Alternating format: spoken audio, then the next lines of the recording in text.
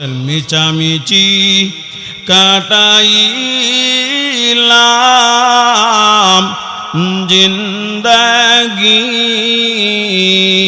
মিচামিচি কাটাইলাম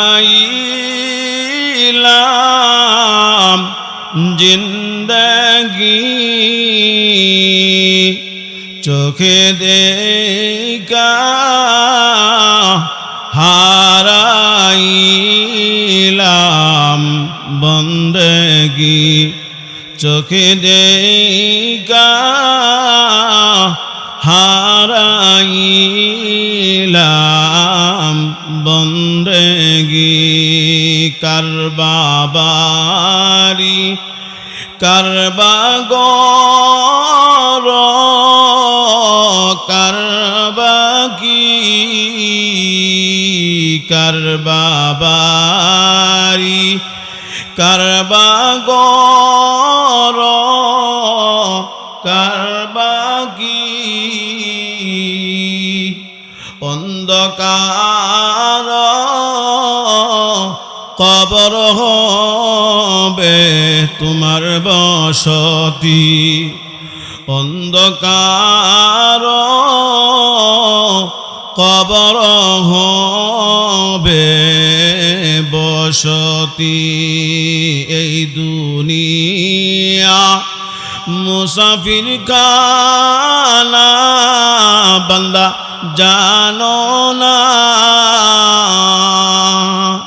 এই দুনিয়া মুসাফির খানা বান্দা জানো না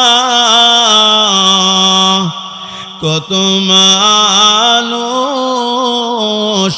আইলো গেল রইল না কত মানুষ আইলো গেল থাকলো না তাহলে আমাদের সকলের ঈমানের পরীক্ষা দিতে হবে ইনশাআল্লাহ আল্লাহ রাব্বুল আলামিন সূরা আনকাবুতের ভিতরে বলেন আহাসিবান নাসু আন ইউতরাকু আন ইয়াকুলু আমান্না ওয়া হুম লা ইফতানুন ওয়ালাকাদ ফাতান্না الذين من قبلهم فليعلمن الله الذين صدقوا فليعلمن الله الذين صدقوا وليعلمن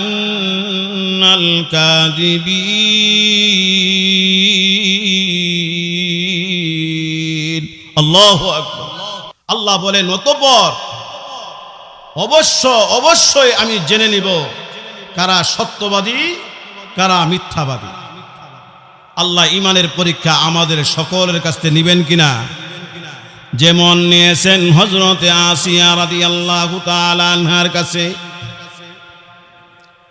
যেমন ঈমানের পরীক্ষা নিয়েছেন হযরতে খাব্বাব ইবনে ওমর রাদিয়াল্লাহু তাআলা আনহুর কাছে যেমন ঈমানের পরীক্ষা নিয়েছেন হযরতে সুমাইয়া রাদিয়াল্লাহু তাআলা আনহার কাছে যেমনি ঈমানের পরীক্ষা নিয়েছেন হযরতে খাব্বাব রাদিয়াল্লাহু তাআলা আনহুর কাছে হযরতে আসিয়া রাদিয়াল্লাহু তাআলা আনহা একদিন আসিয়ার স্বামী ফেরাউন ডাক দিয়ে বলল আসিয়া আনা রব্বুকুমুল আলা আমি হলাম বড় খোদা হযরতে আসিয়া রাদিয়াল্লাহু তাআলা আনহা ডাক দিয়ে বলে আমার স্বামী আপনি নিজেকে এবার ফেরাউন বলে আসিয়া রে এইভাবে শাস্তা করা যাবে না সৈন্যদেরকে ডাকলেন এদিকে আসো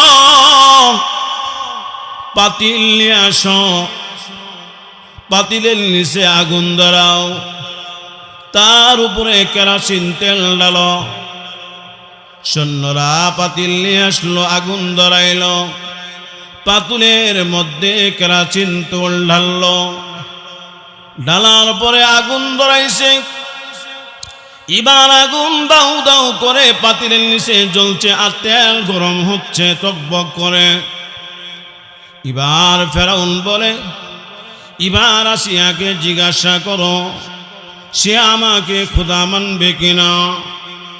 আসিয়া বলল, না না ফেরাউন, আমাকে যদি তুমি তেলের মধ্যে ডুবে মেরে ফেলো তারপরে তুমি ফেরাউনকে আমি আল্লাহ মানব না।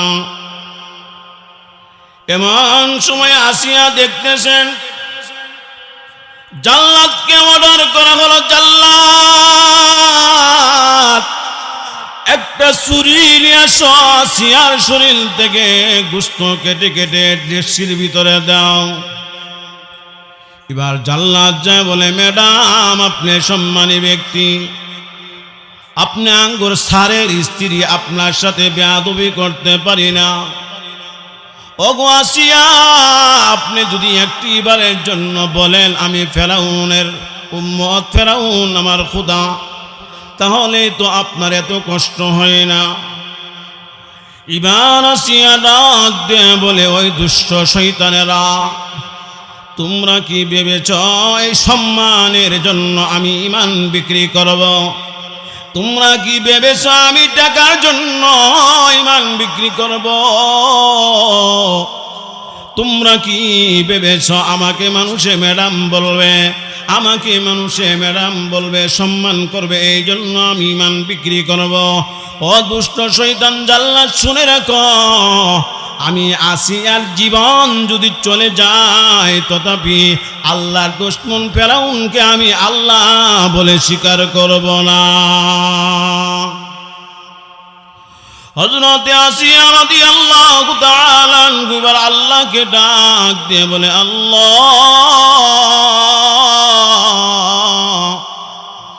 তোমার বান্দি আসিয়ার দিকে তাকিয়ে দেখো, তোমার বান্দি আসিয়াকে এত নির্যাতন জুলুম অত্যাচার করতেছে ফেরাউন, তারপরও তোমার বান্দি মহিলা আসিয়া ঈমান ছাড়ে নাই।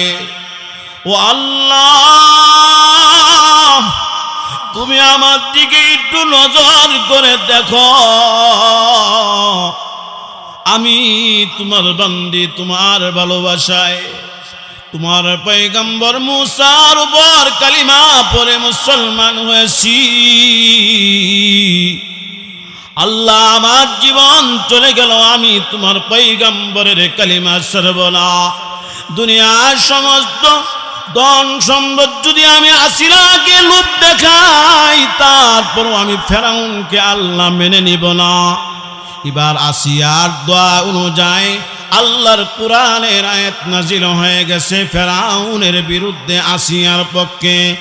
ইয ক্বালাত রাব্বি ইবনি লি ইনদাকা বাইতান ফিল জান্নাহ ওয়া নাজ্জিনি মিন ফিরআউনা ওয়া আমালিহি ওয়া নাজ্জিনি মিনাল কওমিজ জালিমিন।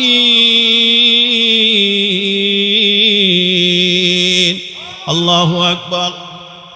আসিয়া যখন দোয়া করে আল্লাহ রাব্বুল আলামিন হযরত জিবরাইলকে ডাক দিয়ে বলেন, জিবরাইল,